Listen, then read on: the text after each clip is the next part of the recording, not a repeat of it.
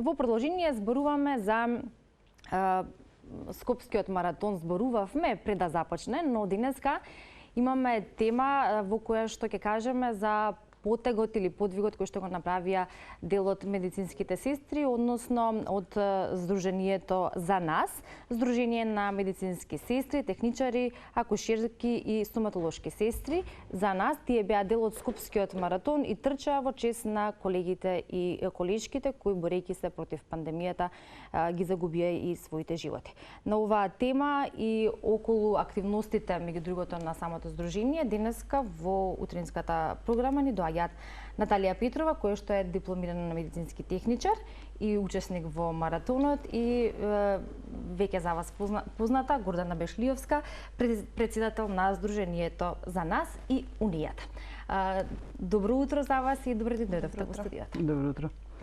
Мене ми е мило што веќе можеме да на нашите гледачи им го пренесеме впечатокот од тоа како поминавте на Скопскиот маратон, но и за самата иницијатива, како и генерално поддршката на вашите колешки и колеги кои што и во овие моменти, во овие денови, во цел овој период се борат,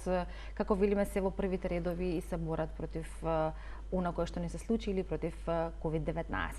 За почеток, еве со Наталија ќе започнеме, бидејќи Наталија вие трчавте на маратонот, така што еве еден личен впечаток од тоа како поминавте, самата дружба, чувството кое што ве пратеше тековно со оглед на тоа што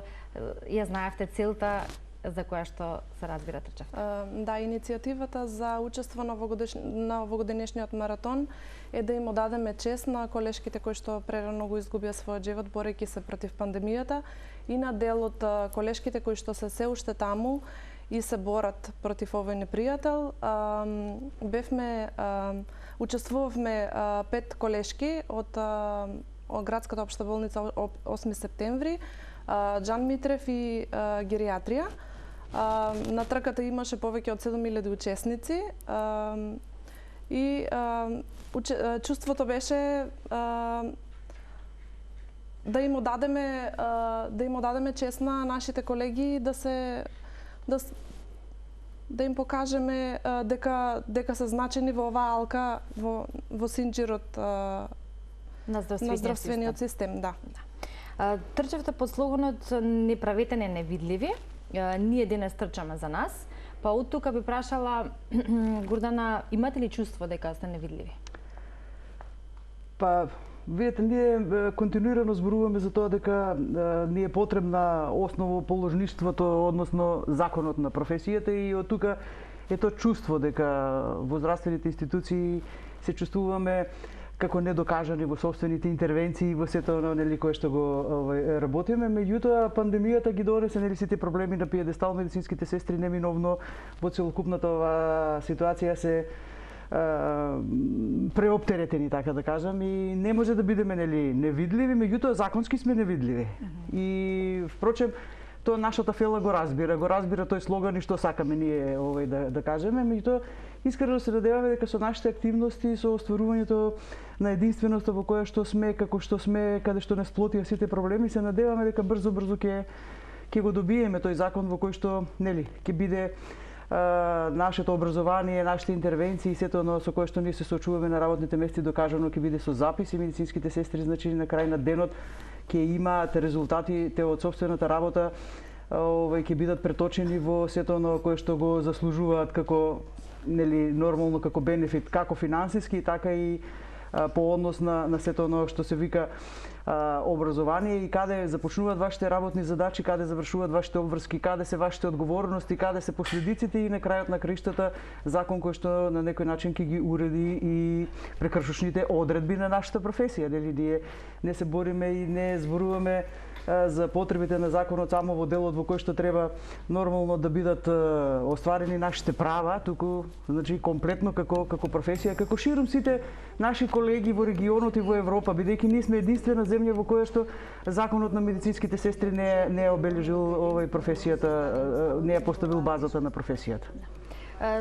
Оние кои што имале потреба од медицинска сестра во конкретниот случај, знаат колку е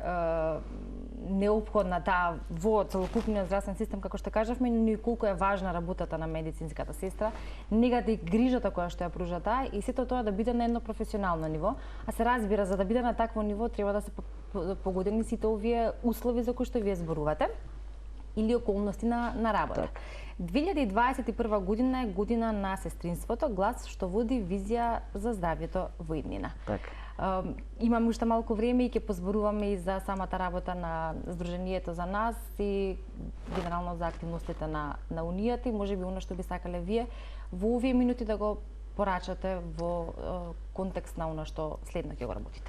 Па точно, значи ние ги прославивме јубилеите кои што следеа со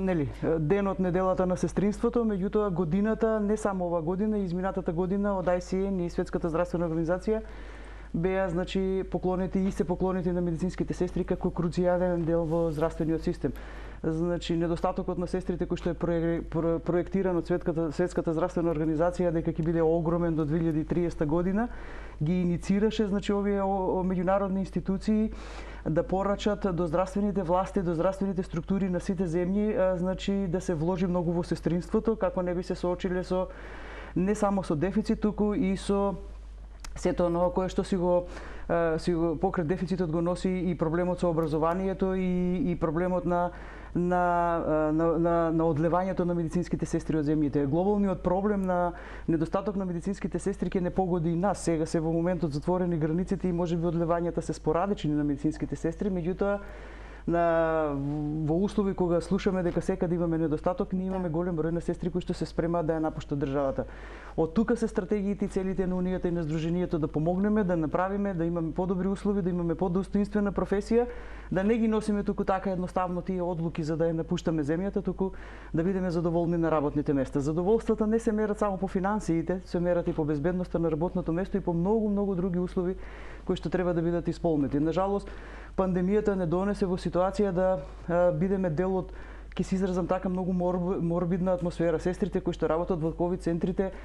се изложени на голем психички стрес и на големо согорување кој што ќе има последици после завршувањето на оваа пандемија. Така да треба стратешки да се размислува за сите овие луѓе и по однос на нивната рехабилитација и по однос на сето она кое што во моментот им е потребно да ги стимулираме, да ги на некој начин да го држиме нивниот имунитет во кондиција за да можат и понатака континуирано да се справуваат со сето ова. Од тука Сдруженијето и Унијата се труди максимално да ги држи сестрите единствени, се трудиме колку можеме со општествено одговорните фирми да им помогнеме на сестрите во болниците и тоа го чиниме цело време во континуитет по однос на рехидратација, подобрување на сите оние што имаме можности за да можеме да им помогнеме во подобрување на имунитетот, меѓутоа сме гласот кој што води и постојано реагираме на сите оние идеи за кои што сметаме дека не се добри да не се преточат во закони. И понатаму да реагирате и да бидете гласот кој што води, да ги зачуваме медицинските сестри тука, да не отидат во странство, се за општото добро на секој од нас. Се приближуваме кон крајот, јас би сакала само да не заборавиме да ги споменеме и останатите колеги Наталија кои што трчаа со вас. Да ги поздравиме. Да ги поздравиме Анита, Весна, Виктор, Игор и Виолета. Да, поздрав и дуни, може не гледаат, може би се на работа, но како и да е, ова е една иницијатива за поздрав